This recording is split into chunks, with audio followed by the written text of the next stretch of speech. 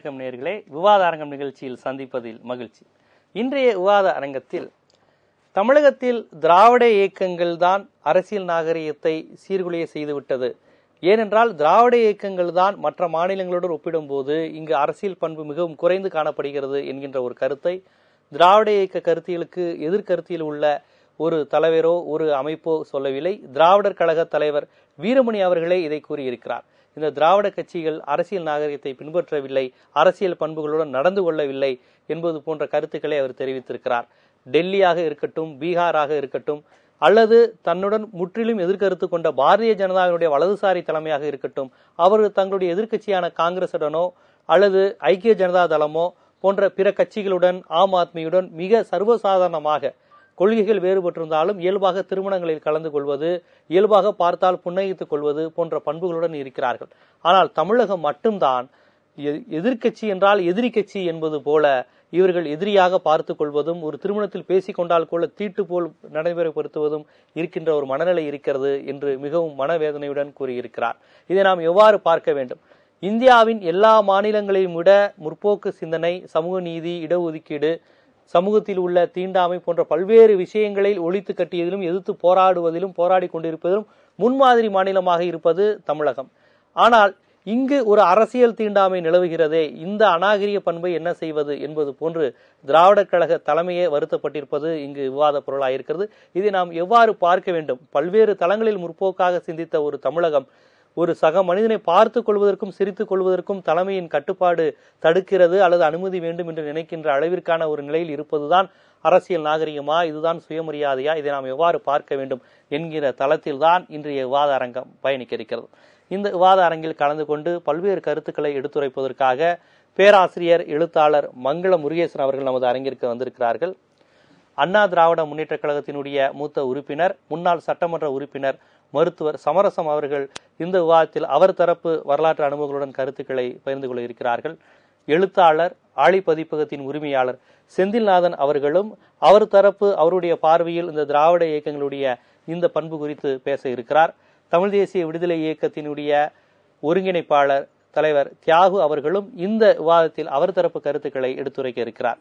இவர்களுடன் இணைந்துதான் இன்றைய விவாத அரங்கம் பயணிக்க இருக்கிறது. சார், உங்களிடமிருந்து ஆரம்பிப்போம்.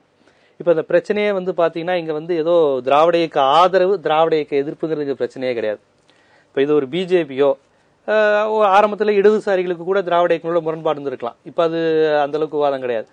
இதை விமர்சிக்கிறவங்க வேற தேசிய கட்சியை சேர்ந்தவங்களோ கிடையாது. இந்த திராவிட இயக்கங்கள்லாம் இனவாத அரசியல், பிரிவினவாத அரசியல், தனித்தமிழ்நாடு கேட்டவங்க தேசிய இயக்கம் ஒன்றும் இதை விமர்சிக்கல. வேற எது வலதுசாரி தலைமையான அமைப்புகளும் விமர்சிக்கல. திராவிட இயக்கத்தை சேர்ந்த திராவிடர் கழக தலைமையே திராவிட கட்சிகளால் இந்த பண்பு போயிருச்சே, ஒரு அரசியல் நாகரிகம் போயிருச்சே, இந்தியாவில் வேற எங்கேயும் இப்படிலாம் கிடையாதுங்க, இவ்வளவு மோசமான நிலைமை கிடையாது அப்படின்னு வருத்தப்படக்கூடிய ஒரு சூழல் இருக்கு. இந்த விஷயத்தை நீங்க எப்படி பாக்குறீங்க?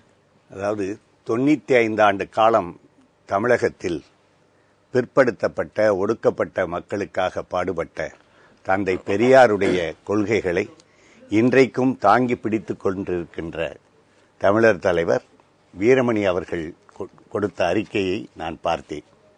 அந்த அறிக்கையை நான் வரவேற்கிறேன். ஏனென்று சொன்னால் அந்த அறிக்கை பொருள் பொதிந்த, பட்டறிவின்பால் பட்ட, அவருடைய வாழ்க்கையில் ஏற்பட்ட 1-2 அனுபவங்கள் நான் சொன்ன பட்டறிவின்பால் பட்ட என்று கருத்து என்று நான் கருதுகிறேன். இதற்கு முன்னாலே வரலாற்று அடிப்படையிலே நான் சில செய்திகளை உங்களோடு பகிர்ந்து கொள்ள விரும்புகிறேன்.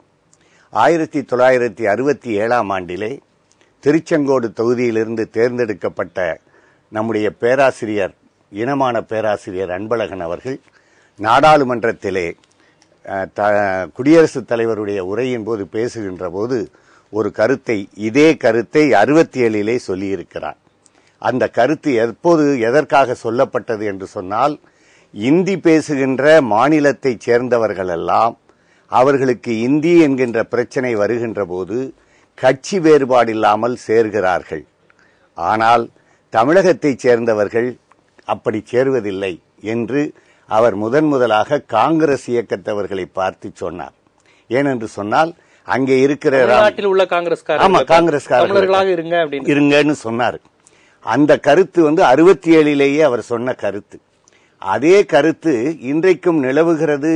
அது இங்க தேசிய இயக்கத்தை சேர்ந்தவர்களும் அதனால என்ன ஆச்சு அப்படின்னு சொன்னா, இது வெறும் பண்பாட்டு பிரச்சனையாக மட்டும் நம்ம பார்க்க முடியல. இப்படி ஒருவருக்கொருவர் அனுசரித்து அன்பாக நடந்து அதாவது அரசியல் கருத்து வேறுபாடுகள் இருக்கலாம். ஆனால் தமிழ்நாட்டினுடைய நலன் என்று வருகிற போது அங்கே ஒன்றுபடாமல் இருக்கிறார்கள் என்கின்ற அந்த அடிப்படையினுடைய விவாதம் தான் இது. எப்படின்னு கேட்டீங்கன்னா, இப்போது முல்லை பெரியாறு பிரச்சனை வருகிற போது கர்நாடக மாநிலத்தைச் சேர்ந்த நாடாளுமன்ற உறுப்பினர்கள் எல்லாம் ஒன்று சேர்கிறார்கள். அதை போலவே காவிரி கேரளாவை சேர்ந்தவர்கள் சேர்கிறார்கள், கர்நாடகத்தைச் சேர்ந்தவர்கள் சேர்கிறார்கள். இன்றைக்கு நாடாளுமன்றத்திலே நம்முடைய நண்பருடைய கட்சியை சேர்ந்தவர்கள் 39 பேர் இருக்கிறார்கள்.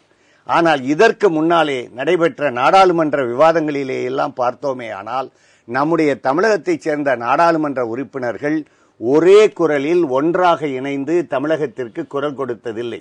அந்த அடிப்படைக்கு காரணம் என்னன்னு கேட்டீங்கன்னா, இங்கே இருக்கிற தலைமை தங்களை தவறாக புரிந்து கொண்டு விடுமோ என்று எண்ணுகின்ற 67க்கு முன்னாடி இவ்வளவு கட்சிகள் கிடையாது. அப்ப இந்த மாதிரி காவிரி இந்த மாதிரி பிரச்சனைகள் பெரிய லெவல்ல இல்லையா? அப்ப இந்த மாதிரி பிரச்சனை வரும்போது எப்படி இருந்தது? என்ன பொதுவான ஒரு கூற்று இருக்கு, இந்த 67க்கு அப்புறம் தான் தமிழ்நாடு சீரழிச்சு, 67க்கு முன்னாடி தமிழ்நாடு எப்படியோ இருந்ததுன்னு ஒரு கருத்து உண்டு. நான் அதான் கேக்குறேன், 67க்கு முன்னாடி இந்த ஒற்றுமை இந்த இருந்திருக்கு. இப்ப தலைவர் காமராசர் அவரும் சரி, அவர் அந்த இயக்கத்தை சேர்ந்தவர்களும் சரி. ஆனால் தலைவர்களாக இருக்கிறவர்கள் சந்திக்கிற போது அணைத்து செல்வது, அன்பாக பேசிக்கொள்வது முதலிய நிகழ்ச்சிகள் நடைபெற்றுத்தான் வந்திருக்கின்றன. இதுல மாற்று கருத்து கிடையாது. ஆனா 67க்கு பிறகு என்று சொல்லுகிற போது நான் அங்க சொன்னேன் பாருங்க, அதுக்கு பிறகு இந்த நாடாளுமன்றத்திலேயே இந்த பிரச்சனை வந்துருச்சு. இப்பவும் கூட இந்த கருத்தை சொல்றதுக்கான காரணம் என்ன என்று சொன்னால், நான் நீங்க சொல்றபடி தலைவர் வீரமணி அவர்களோடு பேரறிஞர் அண்ணா அவர்களுடைய நினைவு நாளுக்கு 3 ஆண்டுகளுக்கு முன்னால போகும்போது நானும் அண்ணா பிப்ரவரி 3ஆம் தேதி போயிருந்த போது நான் கட்சி பேரை சொல்ல விரும்பல, மாற்றுக் கட்சியை சேர்ந்த ஒரு நண்பர் அதாவது திராவிட இயக்கத்துல பிரிந்து இன்னொரு தலைமையாக இருக்கிறவர் வர்றார். வந்த உடனே இவரை பார்த்துட்டு அப்படியே அதாவது தாவி குதிச்சு போற மாதிரி அந்த பக்கம் அப்படியே போயிட்டாரு. அப்ப நாங்க கூட இருக்கிறவங்க எல்லாம் சேர்ந்து சிரிச்சாங்க. பாருங்க, உங்களை பார்த்துட்டு இவர் கொஞ்சம் குள்ள உருவமாக இருந்தாலும் ஒரு கம்பீரமா நடந்து வந்தாரு. இவரை எப்படியோ பார்த்துட்டு ஒதுங்கி போயிட்டாரு. இதே மாதிரி இன்னும் ஒரு நிகழ்ச்சி ஒன்றையும் நான் இங்க பதிவு செய்ய விரும்புறேன். ஒரு 5 ஆண்டுகளுக்கு முன்னால பேராசிரியர் ராமசாமி அவர்கள் துணைவேந்தராக இருந்தவர். அவர் மதுரை மாவட்டத்தை சேர்ந்தவர். அவருடைய மகனுடைய திருமணம் மதுரையில பிடிராசன் பள்ளிவேல்ராசன் அவர்கள் தலைமையில் நடக்குது. அந்த திருமணத்திற்கு நான் சொல்வதை தவறாக புரிந்து கொள்ளக்கூடாது. இப்போது அண்ணா நகர் தொகுதியிலிருந்து தேர்ந்தெடுக்கப்பட்டிருக்கின்ற நாடாளுமன்ற அப்போது அவர் நாடாளுமன்ற உறுப்பினராக இருந்த கோகுல இந்திரா அவர்கள் வந்திருந்தாங்க. ஏன்னா அவர் என்னுடைய நண்பருக்கு அவர்கள் உறவினர்கள். வந்திருந்த போது நல்ல கலகலப்பாக எல்லோரோடும் பேசிக் கொண்டிருந்தார். ஏன்னா என்னுடைய நண்பர் எல்லா இயக்கங்களோடும் தொடர்புடையவர் என்பதனால, உறவினர் என்பதனால அழைத்திருந்தார். அப்ப கொஞ்ச நேரத்துக்கு முன்னால ஒரு நண்பர் தலைவர் வரப்போறாருங்க அப்படின்னு சொன்ன உடனே எனக்கு அப்படியே கண்ணுக்குள்ளேயே நிக்குது. ஒரு மான் எப்படி தாவி ஓடுமோ, எங்க புகைப்படக்காரர்கள் எடுத்து தன்னை கொண்டு போய் எங்கேயாவது தலைமையில வைத்து தன்னுடைய நிலையை மாறுபட்டு விடுமோன்னு சொல்லி அப்படியே வலது பக்கம் போற வேண்டியவர் இடது பக்கம் அப்படியே புகுந்து போயிட்டாங்க. அப்பவே பல பேரும் பார்த்து என்னங்க இப்படி எல்லாம் இருக்கு அப்படின்னு சொன்னது. அதிமுக மட்டுமா, திமுக ரெண்டுக்கும் சேர்த்து அவர் சொல்லியிருக்காரு, திராவிட கட்சியில் தான் சொல்லியிருக்கிறாரு. இன்றைக்கு அது இந்த நிலைமை இல்லைங்கிறதுக்காக சொல்ல வரேன். அதனால என்ன செய்யறாங்கன்னா, இப்ப இவருடைய வீட்டு திருமணம், அந்த திருமணத்திற்கு இவருடைய வீடுன்னு வச்சுக்க வேண்டாம், ஒரு பொதுவான ஏவிஎம் சரவணனுடைய இல்ல திருமணமோ அல்லது நடிகர் ரஜினிகாந்த் சிவகுமார் வீட்டு திருமணம். அந்த திருமணம் என்று சொன்னால் எல்லா திராவிட கட்சிகளை சேர்ந்தவர்களும் வருகிறார்கள். அப்ப என்ன செய்யறாங்கன்னா, முதல் நாள் தலைவர் கலைஞர் வருகிறாரா என்று விசாரித்துக் கொள்கிறார்கள், அல்லது அவர் திருமணத்திற்கு வருகிறாரா என்று விசாரித்துக் கொள்கிறார்கள். அப்ப என்ன, அல்லது ரிசப்ஷனுக்கு வர்றாருன்னு சொன்னா அவர் எத்தனை மணிக்கு வர்றாரு, 7 மணிக்கு வர்றாரு அப்படின்னா அந்த 7 மணிக்கு நாம அங்க எங்களுக்கு நாங்க 8 மணிக்கு வர்றோம் அப்படின்னு சொல்லி வரும்போதே அவர் புறப்பட்டு போயிட்டாரா என்று கேட்டுக்கொண்டு வருகிற நிலைமை ஒன்று இருக்கு. அதை விட நான் சொன்னேன் பாருங்க, பிப்ரவரி 3 நம்முடைய தலைவர் அண்ணா அவர்கள் அவருடைய நினைவுனால ஏன் பாருங்க 7 மணிக்கு ஒரு கட்சிக்கு இடம் கொடுக்கறாங்க, 9 மணிக்கு ஒரு கட்சி கொடுக்கறாங்க, ஒரு கட்சிக்கு மாலையில 4 மணிக்கு நேரம் என்று ஒதுக்கிக் கொள்கிற நிலைமை ஒரு கேவலமான நிலைமை என்றுதான் நாம சொல்ல வேண்டும். உங்களிடம் இப்ப அவர் கிட்டத்தட்ட திராவிட கட்சிகள் சொன்னா எல்லா கட்சிகளும் வந்தாலுமே கிட்டத்தட்ட மாறி மாறி ஆட்சி புரிந்த கட்சிகள் என்று வருகின்ற போது பாத்தீங்கன்னா திமுக அண்ணா திமுக தான் அது கண்டிப்பா குறிக்குது. அப்ப பெரிய கட்சிகளா இருக்கக்கூடிய திமுக அதிமுக போன்ற கட்சிகள் ஏன் கொள்கைகள் இந்த மாதிரி விஷயங்களையும் தாண்டி ஒரு தனி மனித தலைமைக்கு கட்டுப்படணும், ஒரு பயப்படணும், இது ஐயாவுக்கு தெரிஞ்சிருமோ அம்மாவுக்கு தெரிஞ்சிருமோ தலைமைக்கு தெரிஞ்சிருமோ பயப்படக்கூடிய சூழல், இதுதான் திராவிட இயக்கத்தினுடைய வித்தா பாரம்பரியமா ஒரு சுயமரியாதையை சொல்லி வந்த இயக்கத்தில் இப்படி ஏன் ஒரு தனி மனிதத்துக்கு 2 கட்சிகளும் மாறி மாறி பயப்படுறாங்கிறது ஒரு கேள்வியா இருக்குது. எப்படி பாக்குறீங்க? அவர் சொன்னது எல்லாமே ஏத்துக்கலாம். ஆனா வரலாறு அங்கிருந்து ஆரம்பிக்கல. ஒரு வரலாற்று ஒரு இடத்திலிருந்து எடுத்துக்கினார், பாதியிலிருந்து தொடங்குறாரு, அதுக்கும் மேல எடுத்துக்கினார். ஐயா வீரமணி ஐயா அவர்கள் எத்தனை ஆண்டு குறிப்பிட்டு சொல்லியிருக்கிறார் என்று பாருங்கள். அதுவரை என்ன நடந்தது என்று. கலை முதலாக தொழில்முறையாகவும் காத்து வளர்ப்பது தமிழ்நாடு, முதலாக நல்லவையாகவும் முயன்று முடிப்பது தமிழ்நாடு என்பதுதான் நம்முடைய இது. அப்படித்தான் தமிழகம் வாழ்ந்திருக்கிறது, வளர்ந்திருக்கிறது. இது எப்போது கெட்டு போனது என்பதுதான் கேள்வி. இந்த நிகழ்ச்சி வருவதற்கு யார் காரணம்? எந்த நேரத்திலிருந்து இப்படி வந்தது? அண்ணா இருந்தார், வெளிநாட்டுக்கே போனார், அங்கே போய் அந்த நாட்டு ஜனாதிபதியை பார்க்க வேண்டும் என்று விரும்பினார். அந்த ஜனாதிபதி இவரை பார்க்க விரும்பவில்லை, வந்துவிட்டார். அந்த ஜனாதிபதி இந்தியாவிற்கு வந்தார். வந்தவர் அங்கிருந்து பார்த்துட்டு யாரோ காமராஜ் ஒரு ஆளா இருக்காங்க, ரொம்ப எளிமையான நிலையில் இருக்காரா, நல்ல முதல்வரா, இந்தியாவிற்கே ஒரு மரியாதை தரக்கூடிய இருந்தால் நான் அவரை பார்க்க போறேன், எனக்கு நேரம் ஒதுக்கி கொடுக்க சொல்லுங்கன்னு அவர் கேட்கிறார். காமராஜர் நான் பார்க்கறதுக்கு நேரம் இல்லையா போறேன்றார். காமராஜர் போய் கேட்கிறாங்க, என்னங்க அமெரிக்க ஜனாதிபதி நிக்சன் இருக்கிறது, உலகமே அவங்களுக்கு கட்டுப்பட்டு அவர் உங்களை பார்க்கணும்னு அவர் கேட்கிறாரு, நீங்க போறீங்களேன்னார். நம்மளுக்கு அவன் என்ன மரியாதை கொடுத்தான், அவனுக்கு நான் மரியாதை கொடுக்கறது. அண்ணா போயிருந்தாரே, அவர் நம்மவர், நம் நாட்டுக்காரர், அவர் போகும்போது நம் நாட்டுக்குரிய மரியாதையை நான் பார்க்கிறேன் என்று கேட்டு இருக்கிறார். ஒதுக்க வேண்டும், கொஞ்சம் நேரம் கொஞ்சம் ஒதுக்கி தர முடியுமான்னு கேட்டார். நான் பார்க்க முடியாது போன அவர் போனார். அப்படிப்பட்டவர் நான் என்ன, எனக்கு நேரத்தை நான் ஒதுக்கி தர வேண்டிய அவசியம் இல்லை அப்படின்னுட்டார். என் நாட்டுக்காரனுக்கு எவன் மரியாதை கொடுக்கவில்லையோ அவனுக்கு நான் என்ன மரியாதை, இப்படியே சொல்லியிருக்கிறார். அந்த வார்த்தை எந்த காலத்திலும் தொடங்குதுன்னு வச்சுக்கோங்க. அண்ணா காலம் வரையும் ஓகேவா? 69 வரையும் ஓகேங்க. அண்ணா காலம் வரையிலும் இருந்தது, எம்ஜிஆர் காலம் வரையும் கூட இருந்தது. எம்ஜிஆர் காலத்தில் தான் ஆரம்பிச்சு 87 வரையும் வச்சுக்கிறீங்க நீங்க. 77 சொல்லியிருக்காரு, அதுல இருந்தே ஆரம்பிச்சுக்கலாம். ஏன்னா எம்ஜிஆரை வெளியேற்றக்கூடிய நிகழ்ச்சி சம்பவங்கள் இருந்தா இது எல்லாமே ஆரம்பிச்சதுன்னு கூட சொல்லலாம். இன்னும் சொல்ல போனா ஆரம்பத்திலேயே கூட வந்துடுச்சு.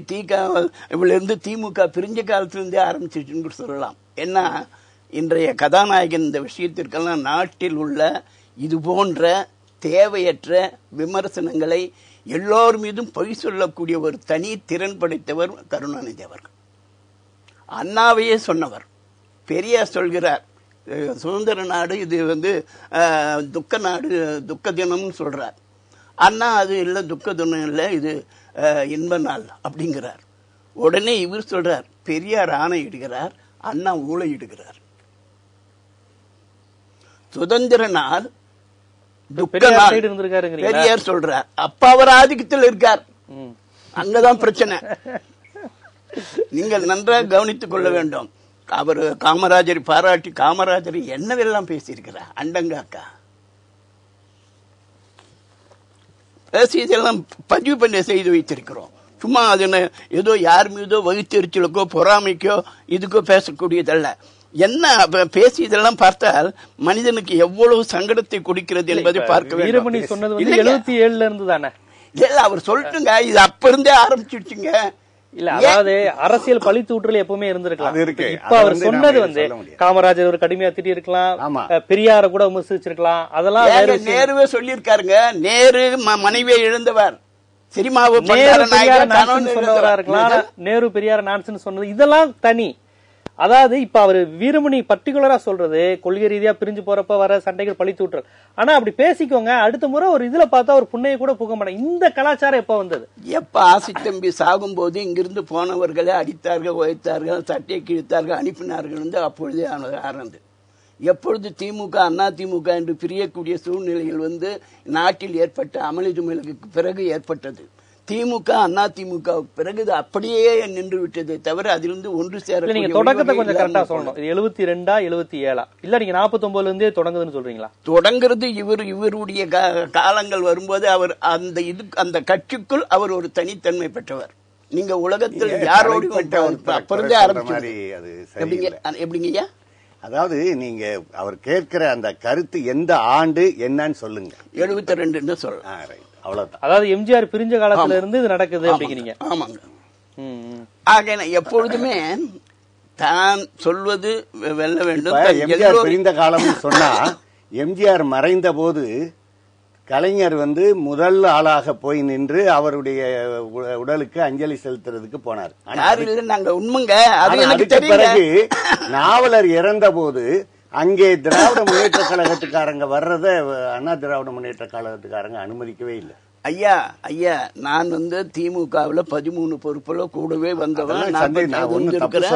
அண்ணா திமுக பேர் வைங்க, அதெல்லாம் ஒண்ணும் தப்பு சொல்ல வரல. ஆகையினால் அவர் எந்த பிரச்சனையிலும் துவைக்க நீங்க அந்த வந்தது என்பது பேசுவோம், அடுத்து பேசுவோம். தியாகி, நான் உங்கள்கிட்ட கேட்க விரும்புவது, அதாவது ஒரு திராவிடர் கழக தலைமையே இந்த விஷயத்த சொல்லியிருக்கு.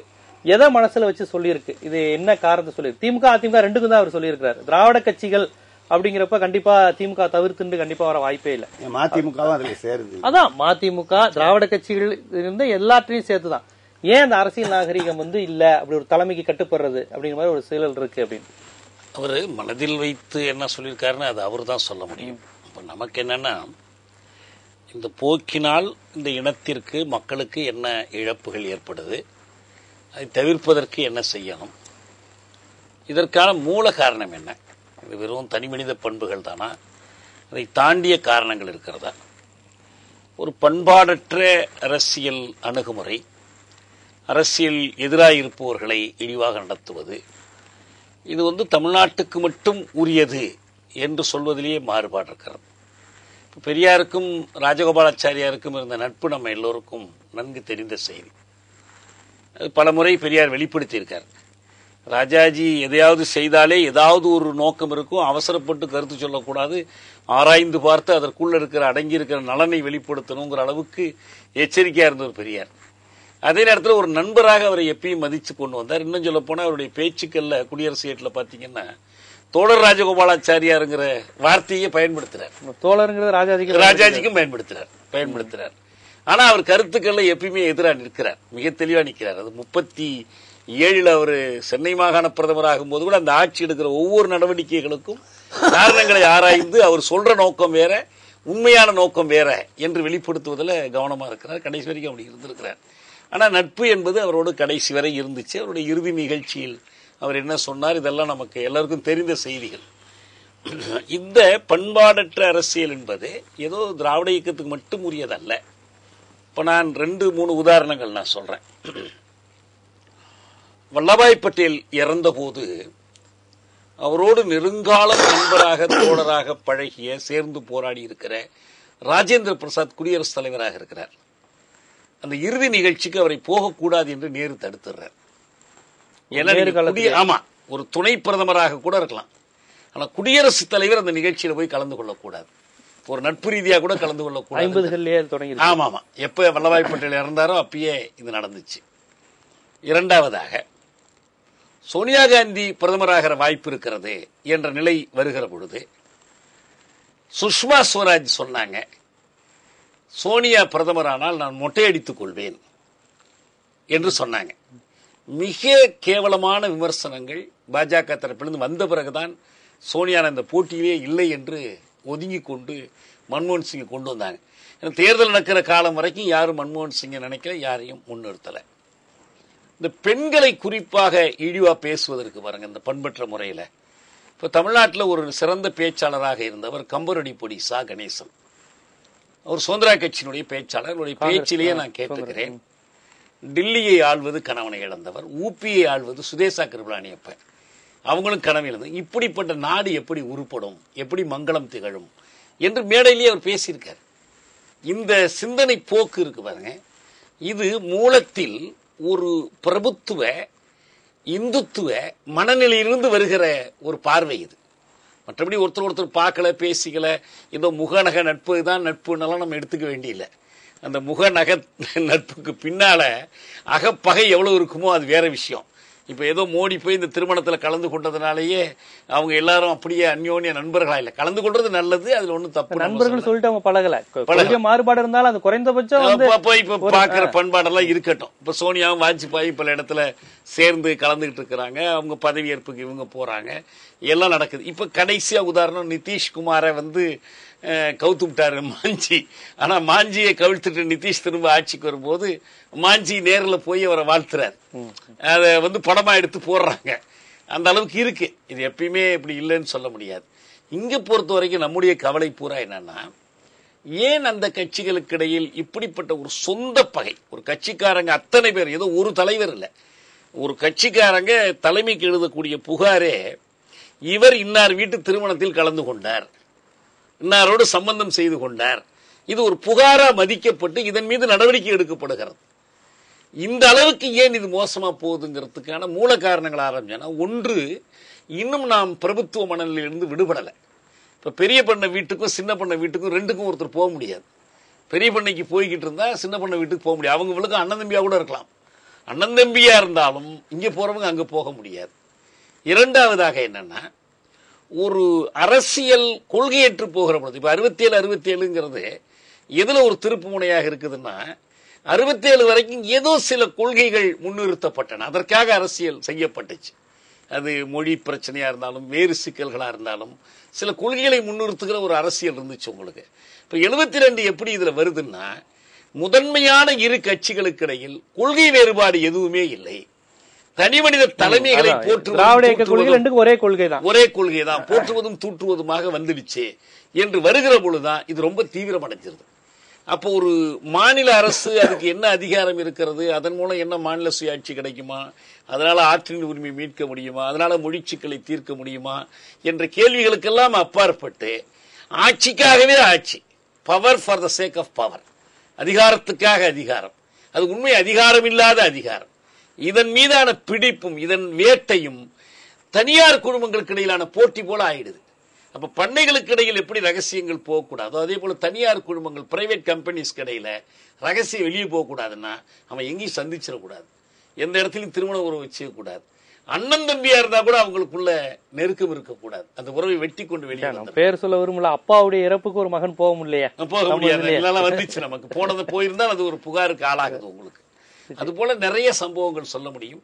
அதனால இது மூல காரணங்களை பற்றி நம்முடைய மாணவிக ஆசிரியர் அவர்கள் ஆய்வு செய்து அதையும் எழுதணுங்கிறது என்னுடைய வேண்டுகோள். இது எங்கிருந்து வந்துச்சு இந்த நோய் என்பதையும் அவர் ஆராய்ந்து எழுதணும். நான் உங்கள்கிட்ட கேட்க, அவரு அதாவது இந்த இடத்துல அவர் இன்னொரு விஷயம் சொல்றாரு. அதாவது இந்த கட்சி எல்லாம் கம்பெனிகள் ஆயிருச்சு, இன்னும் சொல்ல போனா ஃபியூடல் மென்டாலிட்டி என்னுடைய வேறு வடிவங்கள் ஆயிருச்சு, அதனால அவன் ஒரு கூலியாளா தான் இருக்கான், எவனும் நீங்க தொண்டர்களா இல்ல, அந்த மாதிரியான விஷயங்களை தான் பார்க்கணும். இப்ப இதே கருத்து இப்ப என்ன கேட்கறது, இப்ப இதை விட ரொம்ப பிற்போக்கு மனநிலையில் உள்ள இந்தி பேசுகிற மாநிலங்கள இந்த நிலை இல்லையே. அந்த கட்சிகள் அப்ப இதை, ஏன்னா அங்க நிலவுடைமை இன்னுமே இருக்காங்கிற லெவல்ல இருக்கிறாங்க, இன்னும் கல்வி அறிவு கிடையாது, இந்த அளவுக்கு பகுத்தறிவு பிரச்சாரங்கள் கிடையாது, பெண் விடுதலை பெண் கல்வி கிடையாது, சாதி ஒடுக்குமுறையெல்லாம் மிக கொடூரமா இருக்கக்கூடியது வட இந்திய மாநிலங்கள்லாம். இந்த அளவுக்கு சமூக நீதி மனித உரிமை பேசுறதுனா கூட என்னன்னு தெரியாது. அங்கு கூட கட்சி தலைவர்கள் ஒண்ணு சேர்றதையும் தொண்டர்கள் பார்த்து பேசுற இயல்பா இருக்கிறப்ப ஏன் இந்த முற்போக்கு பாரம்பரியம் உள்ள இங்க ஏன் அந்த ஒரு சூழல் இருக்கு? இதை எப்படி பாக்குறீங்க? இல்ல, நீங்க சொல்ற கேள்விக்கு பின்னால் இருக்கிற புதிர் தான் இந்த விவாதத்தோட அடிப்படை நான் நினைக்கிறேன். நீங்க சொல்றது சரியானதான். அதாவது இதை விட பின்தங்கி இருக்கிற ஒரு பகுதியில கொள்கை ரீதியா வேற எந்த அடிப்படையிலும் கேட்கல, வறட்சி எல்லாம் கேட்கல, வறட்சி சொல்ல அதான் பிரபுத்துவ கலாச்சாரம் எடுத்துக்கிட்டாலும் அல்லது தலைமை வழிபாடுன்னு எடுத்துக்கிட்டாலும் கட்சிக்குள்ள இருக்கக்கூடிய வித்தியாசம் எடுத்துக்கிட்டாலும் அப்படி இருக்கக்கூடிய உத்தரப்பிரதேசத்துல பீகார்ல கூட இப்படி இல்லை, இங்க ஏன் அப்படி இருக்கு அப்படிங்கிற ஒரு கேள்வி நீங்க வைக்கிறீங்க. எனக்கு இது ஒரு தனிய ஸ்டடி பண்ண வேண்டிய ஒரு விஷயமா தான் தோணுது. நான் குறிப்பா 80களுக்கு பிறகு தான் இது அதிகமா இந்த பிரச்சனை இங்க இருக்கத்தான் பாக்குறேன். அதாவது வந்து எம்ஜிஆர் கருணாநிதி பிரிஞ்ச பிறகும் கூட எனக்கு ஞாபகம் இருக்கு, பத்திரிகைகளில் வந்து விமான நிலையத்தில் எம்ஜிஆர் கருணாநிதி சந்திப்பு கட்டிப்பிடித்து கொண்டார்கள் அப்படின்லாம் வந்து செய்திகள்லாம் நான் பார்த்துருக்கிறேன்.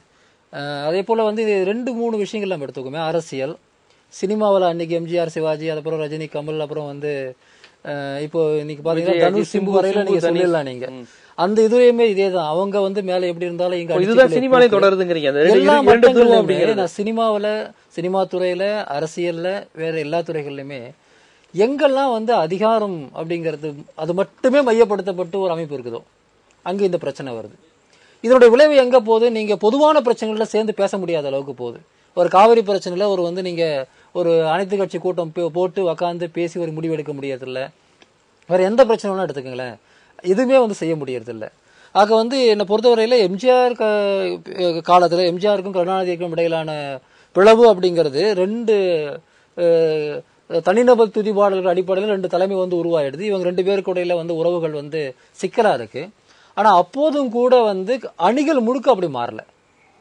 சரியா சொல்ல போனா 2 கட்சியினுடைய தலைமைக்கு இடையில பிரச்சனைகள் இருந்த போது கூட அமைச்சர்கள் நிலையில இருந்தவங்களோ அல்லது வந்து அன்றைய திராவிட இயக்கத்தினுடைய மூத்த தலைவர்கள் 2ஆம் தலைமுறை அப்ப இருக்குது. நெடுஞ்செழியன் இருக்கலாம், ராஜாராம் இருக்கலாம், எஸ்டிஎஸ் இருக்கலாம், வீரப்பன் இருக்கலாம். இவங்கெல்லாம் மாற்று கட்சிக்காரங்களை பார்க்கும்போது, அதாவது திமுக பார்க்கும்போது முழுக்க முரண்டு பிடிச்சதா நான் கேள்விப்படல.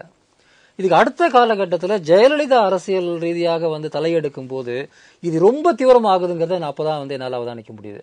அப்ப என்ன ஆகுதுன்னா, இவர்களுக்கு தனிப்பட்ட முறையில் கூட அந்த ஒரு அதிமுக இருக்கக்கூடிய ஒரு மாவட்ட செயலாளருக்கோ இல்ல ஒரு அமைச்சருக்கோ, திமுகவில் இருக்கிற ஒரு மாவட்ட செயலாளர் அமைச்சர் தனிப்பட்ட முறையோட பகை இருக்காது. ஆனா தலைமை என்ன சொல்லுமோங்கிற ஒரே காரணத்தினால அவங்க வந்து வெளிப்படையாக அந்த பகையை காட்டுறாங்க. உள்ளுக்குள்ள ரகசியமா வச்சிருப்பாங்களா நமக்கு தெரியாது. ஆனா எந்த பொது நிகழ்ச்சியிலும் பொது அரங்கத்திலையும் ஒரு கலெக்டர் ஆபீஸ்ல மீட்டிங் நடந்தா, இல்ல ஒரு ஊர்ல வந்து ஒரு கோயில் விழாவா இருக்கலாம், அல்லது வந்து இப்ப நீங்க சொல்ற அண்ணாவின் பிறந்த நாள் அல்லது வேற ஏதாவது நிகழ்வா இருக்கலாம், சட்டசபையா இருக்கலாம், எந்த இடத்துலயும் இருவேறு சக்திகளாக பிரிந்து நிக்கிறது தான் தலைமைக்கான ஒரே விசுவாசமாக.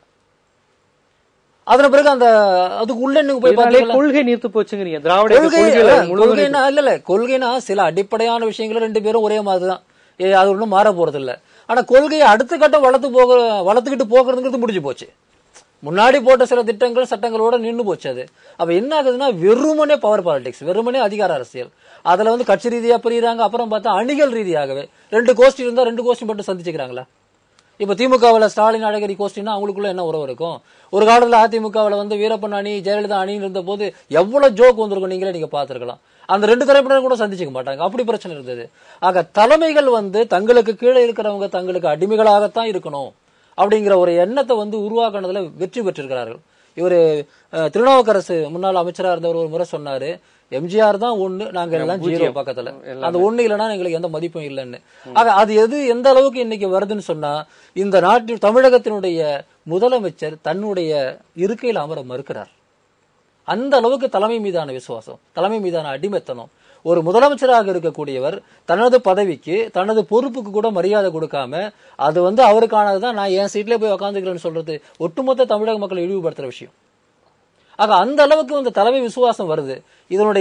இது ஒரு பக்கம் கலாச்சார ரீதியா பிரச்சனை. இன்னொரு பக்கம் வந்து நம்ம என்ன பார்க்க வேண்டியிருக்குன்னா, இதுக்கு முன்னாடி நம்ம மற்ற மாநிலம் விட்டுருங்க, நம்ம நண்பர்கள் எல்லாம் சொன்னது போல பெரியாருக்கும் ராஜாஜிக்கும் அண்ணாவுக்கும் காமராஜருக்கும் அந்த காலத்துல எம்ஜிஆருக்கும் கருணாநிதிக்கும் கூட வந்து சில உறவுகள் வெளிப்படையான சுமூகமான சூழல் தான் இருந்தது. இந்த 80கள் அல்லது 90கள் பிறகு ஏற்பட்ட இழிவுங்கிறது அதனுடைய உச்சத்துல இருக்கு.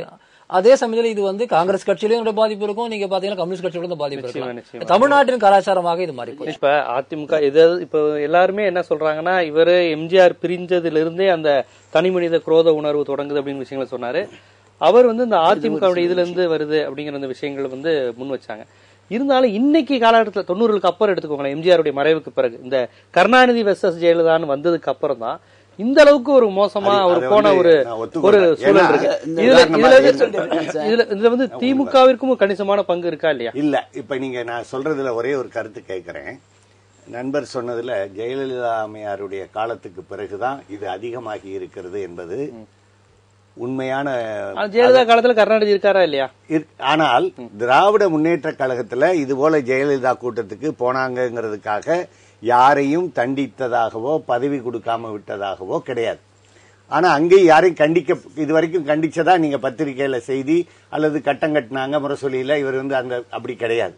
ஆனால் அண்ணா திராவிட முன்னேற்ற கழகத்தை பொறுத்த மட்டும் நீங்க ஜேபிஆர் இது நம்முடைய ஸ்ரீவில்லிபுத்தூர் உறுப்பினராக இருந்தார் பாருங்க, மிக புகழ்பெற்றவர். அவருடைய குடும்பத்தில் தாமரைக்கணியினுடைய குடும்பத்தில் நடந்தது தமிழகமே பார்த்தது. அதே நேரத்தில் ஐயா அவர்கள் ஒரு கருத்தை சொன்னாங்க, திராவிடர் கழகத்திலையும் இது போன்ற ஒரு நிலை இருந்துச்சுன்னு சொல்லி. ஆனா சமீபத்தில் அந்த நிலை பெரிதும் மாறி இருக்கிறதுங்கிறதுக்கான அடிப்படையில தான் இதை சொல்ல வர்றேன். ஏன்னு சொன்னா, திராவிடர் கழகத்தை சேர்ந்த ஒரு நண்பர் இறந்து விட்டார்.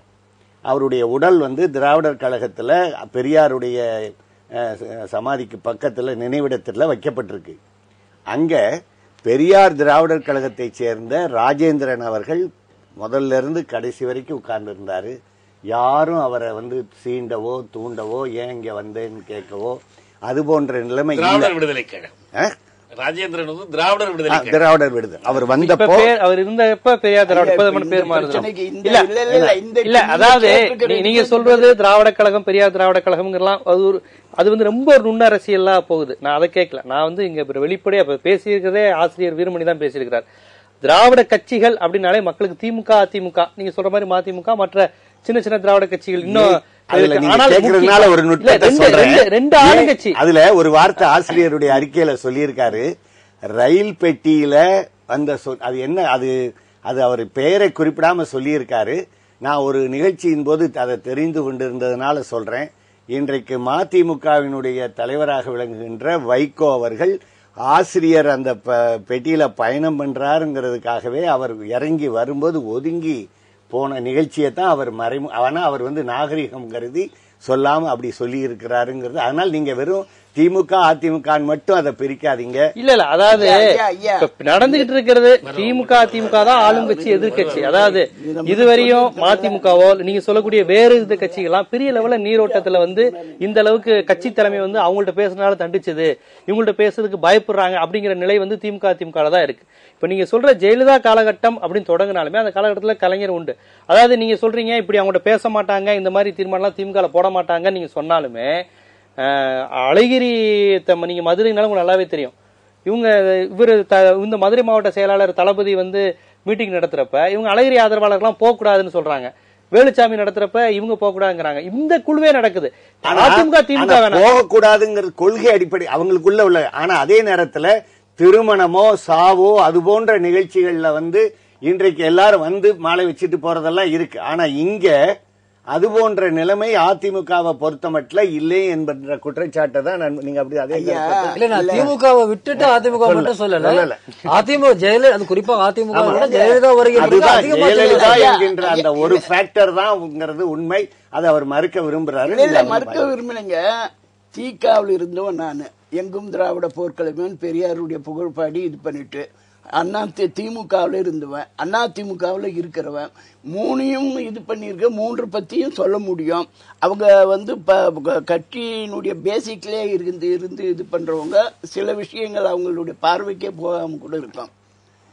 குந்தி செய்த பாவத்துக்கு கர்ணன் அந்த தண்டனையை அனுபவித்தான்.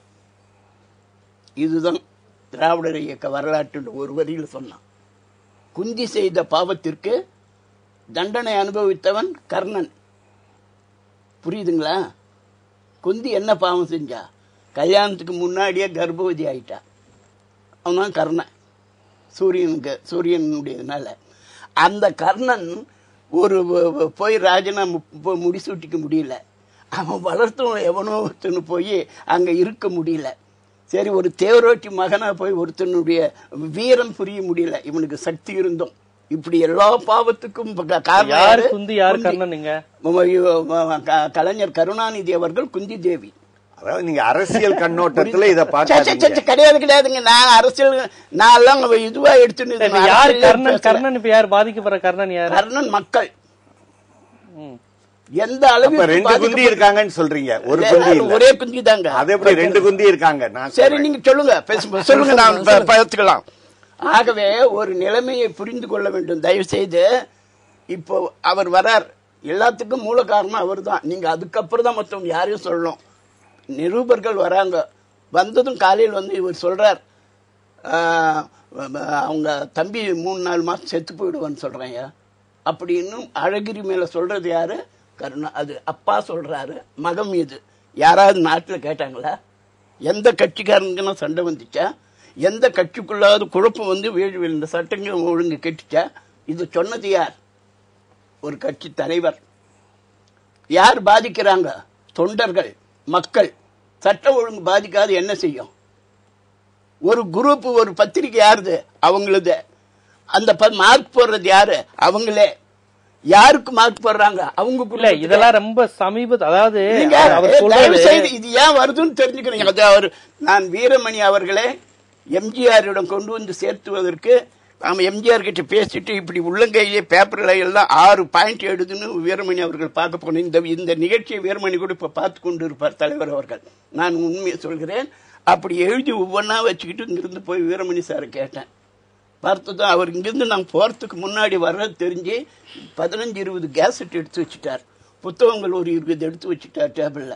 வாங்க, உங்க பணியெல்லாம் நல்லா பண்றீங்க, இன்னும் கொஞ்சம் எங்களை பத்தி நல்லா தெரிஞ்சு பேசுங்க.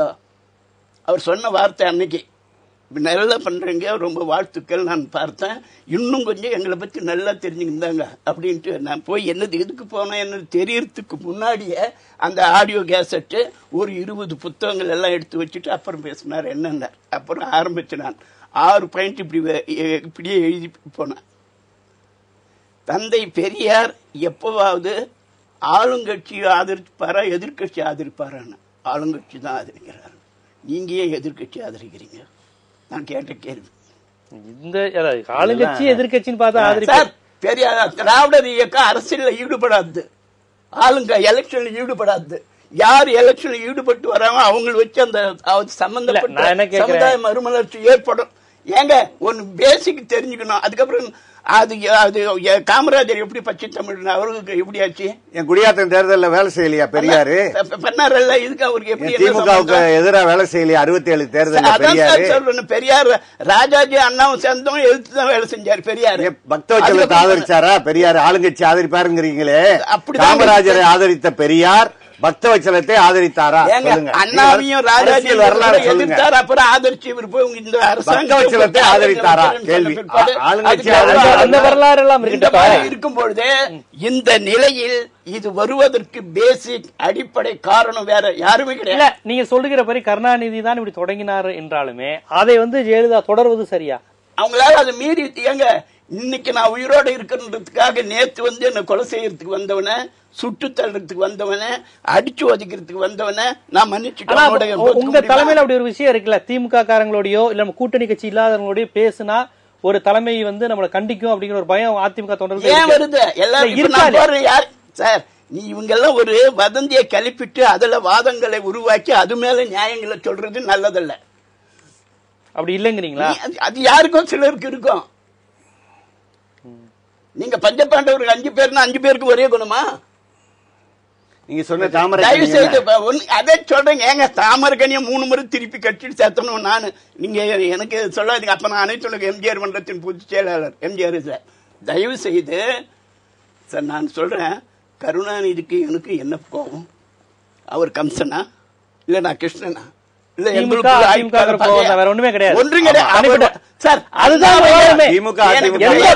இல்லாமல் கட்சியின்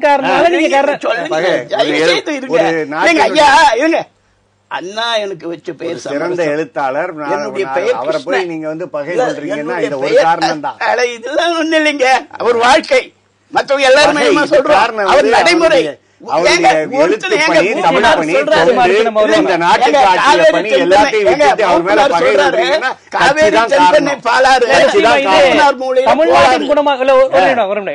தமிழ்நாட்டின் குணமாக இருக்குதுன்னு கடைசியில் அவரு போற போக்குல என்ன சொல்றாரு, இது திமுக பெரிய கட்சியா இருக்கனால தெரியுது, ஒரு தமிழ்நாட்டோட மத்த கட்சிகள் லீட் பண்ற மாதிரி இது தமிழ்நாட்டில் உள்ள காங்கிரஸ் உட்பட பிற கட்சிகளுக்கும் இந்த நோய் தமிழன் என்ற ஒரு இனம் உண்டு, தனியே அவருக்கு ஒரு குணம் உண்டு மாதிரி அப்படி ஒரு விஷயம் ஆளுங்கட்சி மற்றது வந்து அது இந்த கட்சி வரும். இது ஆளுங்கட்சி இருக்கிறது, இதுதான் இந்த குணம் பிற கட்சிகளுக்கும் இருக்கா? தமிழ்நாட்டின் குணமாக மாறுகிறதா ஆகுன்றது அவர் பண்றாரு தவிர வேற உங்களை எதிர்க்கலாம். உங்களுக்கு சண்டை யாருக்கு? அவர் சொல்ற அதாவது முதன்மை கட்சிகள் கொள்கையற்று செயல்படும் போதே கூட்டணி சேருகிற கட்சிகளும் கொள்கையற்ற கூட்டணிகளை உருவாக்கிக் கொள்கின்றன. இன்னும் சொல்ல போனால் கூட்டணி அரசியலில் கொள்கை பார்க்க கூடாது என்பது தேர்தலில் போட்டியிடுகிற கட்சிகளின் கொள்கையாகவே இருக்கு. கரெக்ட். ஏன் இந்த கூட்டணியில போய் நீங்க சேர்ந்தீங்கன்னு கேட்டா, கூட்டணினாலே அப்படிதான், கூட்டணி அரசியலை தனியா வைத்துக் கொள்வோம், கொள்கை அரசியலை தனியா வைத்துக் கொள்வோம் என்று சொல்றாங்க. இப்ப நான் என்ன சொல்றேன்னா, இது திராவிட இயக்கத்திற்கென்று வருகிற குறை மட்டுமல்ல, கொள்கையற்ற அரசியல் எப்போது தலையெடுக்கிறதோ அப்போது இது வந்தே தீரும். தனிமனித வழிபாடு என்பது அதனுடைய விளைவு என்ன? ஒரு தலைவருடைய கொள்கை சிறப்புகள். இப்ப நம்ம தமிழ்நாடு முழுக்க பார்க்கிறோம். பிறந்த நாள் சுவர் எழுத்துக்கள், சுவர் பெரிய எழுத்துக்கள். தேர்தலுக்கு முன்பதிவு பண்ற மாதிரி இந்த பிறந்த நாளுக்கு முன்பதிவு பண்றாங்க. அது ஒரு சில இடங்கள் நான் என்ன பார்த்திருக்கேன்னா, அந்த கட்சியை போட்டு அந்த கட்சியில இருக்கிற ஒரு கோஷ்டி பேரை, ஒரு தலைவர் பேரை போட்டுருவாங்க. இவருடைய முன்பதிவு அதை போய் இன்னொருத்தர் எடுத்து எழுதிட முடியும். அந்த கட்சிக்காரங்களே பண்ண முடியாது, கட்சிக்காரங்களே பண்ண முடியாது. இப்ப நம்ம பெரியாரை சொல்கிற பொழுது, அண்ணாவை சொல்கிற பொழுது நாம் இந்நாட்டு இங்கர்சால், தென்னாட்டு பெர்னாட் ஷா அப்படியெல்லாம் சொன்னோம். அப்படியெல்லாம் சொன்னதுக்கு பதிலாக இப்ப என்ன சொல்லிட்டு இருக்காங்கன்னா, இவர் தான் தெண்டுல்கர், இவர் தான் சச்சின் தெண்டுல்கர், முருகன், சரஸ்வதி.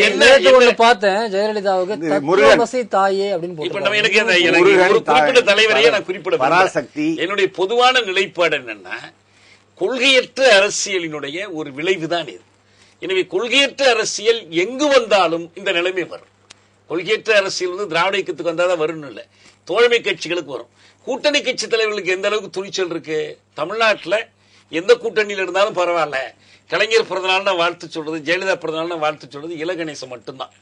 அவர் பாஜகவில் இருந்தா கூட அவர் அதை தொடர்ந்து கடைபிடிக்கிறார். எங்க இருந்தாலும் நல்லகண்ணு வாழ்த்து சொல்றது, அந்த மாதிரி ஒரு முறை ஒரு சிலர் தான் வச்சிருக்கிறாங்க. கட்சிகளுக்கு இடையில் அப்படி இல்லை. ஆனா இதுல இன்னொன்னு நான் உங்களுக்கு சுட்டி காட்டுறேன். இந்த கொள்கையற்ற அரசுடைய விளைவு என்னன்னா, கீழ்நிலைகளில் இந்த விரோதம் பரவுது. ஆனா இதற்கு தெரியாமலே சிண்டிகேட்டுகள் இங்கே உருவாகின்றன. நீங்க நகரசபை கான்ட்ராக்ட்ல இருந்து, கடைகள் ஏலம் விடுறதுல இருந்து, பேருந்து நிலையங்கள் இது பண்றதுல இருந்து, அதை ஒட்டி கூட்டணிகள் தனியா தலைமைக்கு தெரியாமலே இந்த கூட்டணிகள் சிண்டிகேட்டுகளை உருவாக்குறாங்க, வர்த்தக கூட்டணிகளை உருவாக்குறாங்க. என்னால குறிப்பிட்ட ஒரு ஆண்டு ஏன் சொல்ல முடியலன்னா, கொள்கையற்ற அரசியல் எந்த ஆண்டில் தொடங்கியது என்று நாம் எதுவும் சொல்ல முடியாது. அது தொடர்ந்து வந்து கொண்டே இருக்கிறது. அப்ப வரும்போது ஒரு கட்டத்தில் தீவிரமா வெளிப்படுது. இன்னைக்கு அடியோடு கொள்கை நீங்கிய ஒரு அரசியலே ஒரு வழியாகி, ஒரே திராவிட இயக்க கொள்கையோடு இருந்த அப்ப திமுகவும் ஒரு சின்ன வேறுபாடு, கடவுள் நம்பிக்கை, தேர்தலில் நிக்கிறது, தனித்தமிழ்நாடு போன்ற பல்வேறு விஷயங்கள ஒரு வேறுபாடு வந்துச்சு. சின்ன கொள்கை வேறுபாடே இருந்திருக்கு திமுகவும் வச்சுக்கோங்களேன். ஆனா திமுக அதிமுக கொள்கை வேறுபாடே கிடையாது. எம்ஜிஆர் கேட்ட போது அண்ணாயிசம்னு புதுசா அவர் சொன்னார். அப்ப ஒரே கொள்கையுடைய கட்சிகள் தனித்தனியா பிரியும் போது தனிநபர் துதி வளரும். எனக்கு ஒரு பின்னோக்கி பார்க்கிற பொழுது தோணக்கூடியது என்னன்னா, ஒரு உவத்தல் காய்தலற்ற ஒரு ஆய்வுன்னு எடுத்துக்கொண்டோம் என்றால், பெரியார் அவர்கள் ஒரு சமூக பண்பாட்டு இயக்கம் என்று தன்னை அறிவித்துக் கொண்டாலும், குறிப்பிட்ட சிக்கல்களில் ஆட்சிக்கு ஆதரவோ கொள்கைகளுக்கு ஆதரவோ என்று, இப்ப நீங்க 52 தேர்தலில் அவர் காங்கிரஸ் ஆதரிக்கல, கம்யூனிஸ்ட் கட்சி ஆதரித்தார். மதுரை தொகுதியில் பி.டி. ராஜனை எதிர்த்து பி. ராமமூர்த்தி ஆதரித்தார். ஒரு சில இடங்களில் அவர் பார்ப்பன வேட்பாளர்களை ஆதரிச்சிருக்கிறார். நான் நேரடியா பார்த்தது 67 பொது தேர்தலில் நாடாளுமன்ற தொகுதியில் செழியனுக்கு எதிராக சி.ஆர். பட்டாபிராமன் அவர் ஆதரித்திருக்கிறார். இப்படி பல உதாரணங்களை நாம் சொல்ல முடியும்.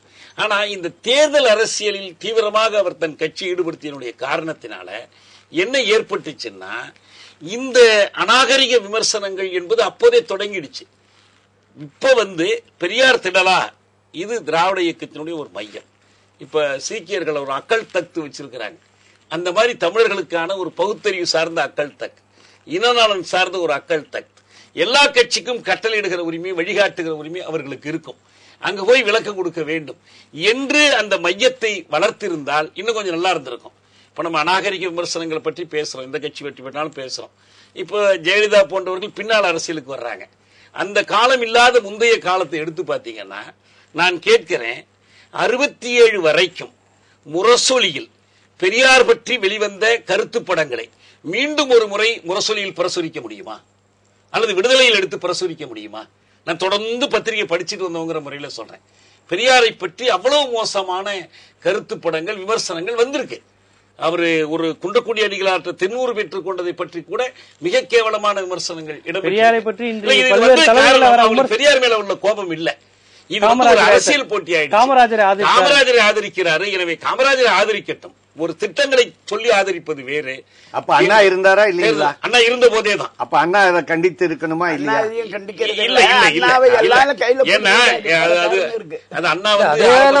திமுகவை பெரியார் விமர்சனம் பண்ணாரு, அதே போல பெரியார் விமர்சனம் பண்ணாங்க. இல்ல எதுக்கு இல்ல, மூல காரணத்தை கண்டுபிடிக்கிற ஒரு முயற்சி தான். நோய் நாடி நோய் முதல் நாடி அது தணிக்கும் வாய் நாடி வாய்ப்பை செயல் என்றால் இந்த ஒரு கொள்கையற்ற பதவி அரசியல் தான் அநாகரிகமான விமர்சனங்களுக்கும் தனிமனித பகைகளாக அரசியல் பகைகளை கருதுவதற்குமான காரணம் என்று சொன்னால், இப்ப நான் மாணமிகு ஆசிரியர் வீரமணி அவர்களை கேட்டுக்கொள்வதெல்லாம் இதிலிருந்து அவர் முன்னெடுக்க வேண்டிய ஒரு படிப்பினை என்னவென்றால், இனி திராவிடர் கழகம் எந்த கட்சியையும் தேர்தலில் ஆதரிக்காது, கொள்கைகளில் ஆதரிக்கட்டும்.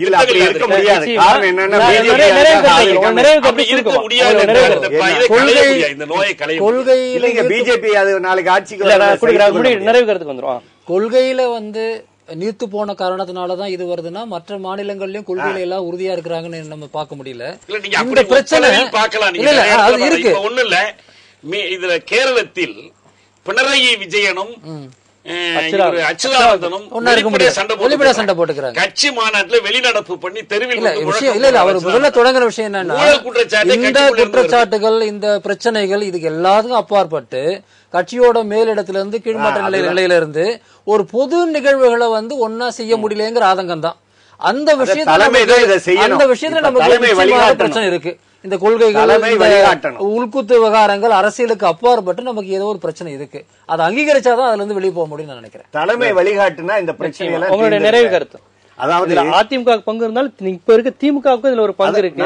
அந்த குறையை திமுக தலைமை சரி செய்யலாம். அதாவது இப்ப காவிரி ஒரு கூட்டம் போடுறாங்க, அதுக்கு திமுகவுல போக தயாரா இருக்காங்க.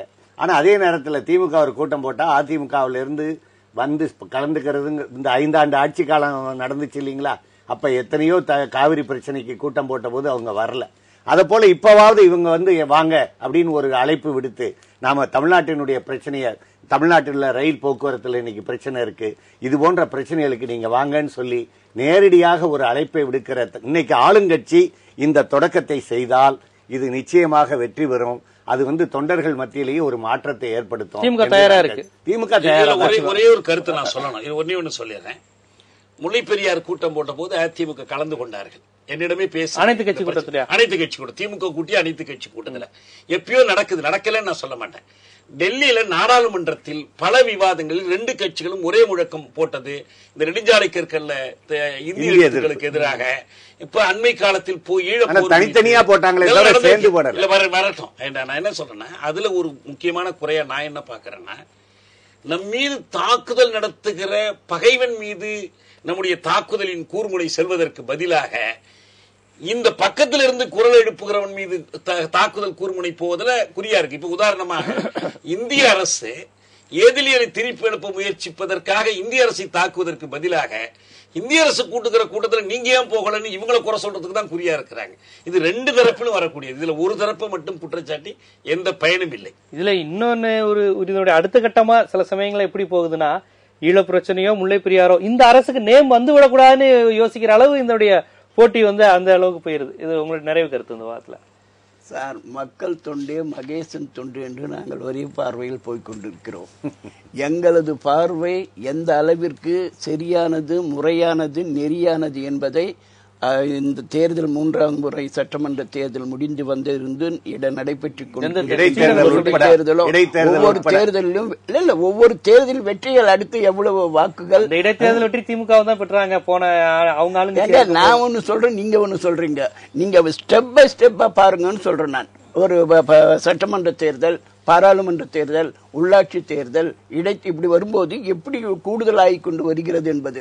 2வது, பேசக்கூடியவர் 0க்கு போய்விட்ட பிறகு ஈக்குவல் பண்ணிக்கிட்டு பேசக்கூடாது, அது தப்பு. அது மக்கள் சொல்றீங்க. இந்த தலைமைக்கு கட்டுப்படுறது, இந்த மாதிரி விஷயங்கள். தலைமை கட்டுப்படுறது அவங்கவுங்க தலைமைக்கு அவங்கவுங்க கட்டுப்படுவாங்க, அது வேறு விஷயம். ஒரு வாதங்க சிலர் என்ன அங்க உட்கார வச்சுக்கோன்றதுக்காக போராடுறது வேற. அதுக்குரிய தகுதியை வளர்த்துக்குன்னு அவங்க நீங்க ரெக்வெஸ்ட் பண்ண தேவையில்லை, தானாவே கூப்பிட்டு உட்கார வச்சுக்குவாங்க.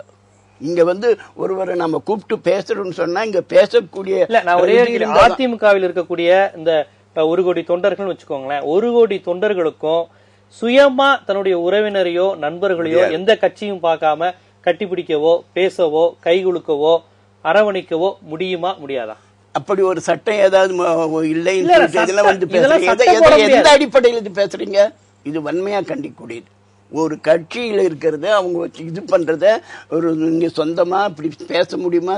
ஏன் அதெல்லாம் கூடாதுன்றது நாங்க சட்டம் போட்டிருக்கிறோமா, தடுத்து இருக்கிறோமா? யார் உங்களுக்கு சொன்னாங்க? எந்த அடிப்படையில் இந்த கேள்வி வருது? அது தப்பு. எங்களுக்கென்று ஒரு கொள்கை வகுத்திருக்கிறோம். அது உங்களுக்கு உதவாமல் போகலாம், இல்லை நீங்கள் விரும்பாமல் கூட போகலாம், அது வேறு விஷயம். அதில் நாங்கள் உறுதியாக இருக்கிறோம், வெற்றி பெறுகிறோம், மக்கள் எங்களை ஆதரிக்கிறார்கள். அதை நீங்க பார்க்கணும். நீங்க எத்தனை பேர் என்ன செஞ்சு இது பண்ணாலும் 10 பூஜ்ஜியம் சேர்ந்தாலும் 1 மார்க் வாங்க முடியாது. 10 பூஜ்ஜியம் சேர்ந்துச்சுன்னா அது 10,000 லட்சம் நம்பர் வந்துடும். அது தயவு செய்து புரிஞ்சுக்கணும். எங்களுடைய கொள்கையில் மக்கள் என்ன நினைக்கிறார்கள், மக்கள் எதை விரும்புகிறார்கள், அவர்களுக்கு எதை செய்ய வேண்டும், அதை நாங்கள் திட்டமிட்டே செய்கிறோம். அவர்களுடைய மனுக்களை பெற்று மனுநீதி சோழன் நீங்க படிச்சிருப்பீங்க. மனுநீதி சோழன் இன்னைக்கு ஆட்சி இருக்குது. எடுத்து போட்டுக்கிற எல்லா திட்டமும் மனுக்கள் மீது வந்தது. ஏன் இந்த திட்டமெல்லாம் சட்டமெல்லாம் இதுக்கு முன்ன ஆட்சி செஞ்சீங்க? இப்ப இந்த திராவிட கட்சிகளால் அரசியல் நாகரிகம் போயிருச்சு அப்படிங்கிற கருத்தை அப்படி ஏத்துக்கிறீங்களா? இது போகணும்னு நினைக்கிறீங்களா? நீங்க அரசியல் நாகரிகம் கெட்டு விட்டு இருந்தால் அது சீர்படுத்த வேண்டும் என்று நினைப்பதிலே முதன்மையாக இருப்போம். அது ஆளுங்கட்சி தானே செய்யணும். அது ஆளுங்கட்சி செய்கிறது. ஆளுங்கட்சி யார் சார்? நாங்க எது என்ன நீங்க பாம்புன்னு தெரிஞ்சு எடுத்து கழுத்து நாங்க பரமசிவனா? பாம்புன்னு நீங்களா முடிவு கட்டிக்கிட்டா எப்படி? எங்க நாங்க 1 முறையா 2 முறையா எல்லாம் பார்த்துதான் நீங்களும் ஆட்சி செஞ்சு எதிர்கட்சியா இருந்து பார்க்கும்போது செய்யலாம். நீங்க 19 பேசுறது வேற. நான் ஆளுங்கட்சியாக இருந்தவன், எதிர்கட்சியாக இருந்தவன். இப்பொழுதும் அரசியல் என்பது அன்றாடம் அதுல நாங்க எந்த வழியும் திரண்டு போக தயாராக நீங்க நாடு நல்ல முறையில் வாழ்ந்து வளர்ந்து உயர்ந்து நாட்டிலே சட்டம் ஒழுங்கு சீராக இருக்க வேண்டும், மக்களுக்கு நாம் செய்யக்கூடிய தொண்டு போய் சேர வேண்டும் என்பதில் நாங்கள் மிக அக்கறையாக இருக்கிறோம். அதற்கு இது போன்ற சில குறுக்கு சால்கள் ஓட்டக்கூடிய வருவார்கள். அதை எப்படி வெற்றி எடுத்து அந்த பக்கம் அப்புறப்படுத்தி விட்டு அந்த பாதையை ஒழுங்குபடுத்தி செல்ல வேண்டும் என்பது எங்களுக்கு தெரியும். இன்றைய விவாத அரங்கம் நிகழ்ச்சியை பொறுத்தவரை இந்த அரசியல் நாகரிகம் திராவிட கட்சிகளால் சீர்திருந்து விட்டது என்று திராவிட கழக தலைவரே கூறியிருக்கிறார். இதனை நாம் எவ்வாறு பார்க்க வேண்டும்? திராவிட கட்சிகளுடைய கொள்கை நீர்த்து போனதுதான் காரணமா, அல்லது தலைமைக்கு விசுவாசமாக நடந்து கொள்ள வேண்டும் என்கின்ற தொண்டர்களின் மனநிலை காரணமா, அல்லது இந்த குழு அரசியல் மனப்பான்மை காரணமா? இதை எவ்வாறு எடுத்துக்கொள்வது? ஒரே கொள்கையுடைய திராவிட கட்சிகள் 2 கட்சிகளாக பிரிந்ததனுடைய விளைவா போன்ற பல்வேறு விவரங்களுடன் பல்வேறு கோணங்களில் பல வரலாற்று தரவுகளுடன் இன்றைய விவாதம் நடைபெற்றது என்றே நாம் சொல்ல வேண்டும். இந்த விவாத அரங்கில் கலந்து கொண்டு பல்வேறு கருத்துக்களை எடுத்துரைத்த அண்ணா திராவிட முன்னேற்ற கழகத்தினுடைய மூத்த உறுப்பினர், அரசியல் திறனாய்வாளர், முன்னாள் சட்டமன்ற உறுப்பினர் சமரசம் அவர்களுக்கும், மற்றும் பேராசிரியர் மற்றும் திராவிட இயக்க ஆய்வாளர் பேராசிரியர் முருகேசன் அவர்களுக்கும் நன்றியை தெரிவித்துக் கொள்கிறோம். எழுத்தாளர் செந்தில்நாதன் அவர்களுக்கும், தமிழ் தேசிய விடுதலை இயக்கத்தினுடைய ஒருங்கிணைப்பாளர் தியாகு அவர்களுக்கும் எங்களுடைய விவாத அரங்கம் நன்றியை தெரிவித்துக் கொள்கிறது. மீண்டும் விவாத அரங்கம் நிகழ்ச்சியில் சந்திக்கும் வரை உங்களிடமிருந்து விடைபெறுவது ஜீவசகாப்தன்.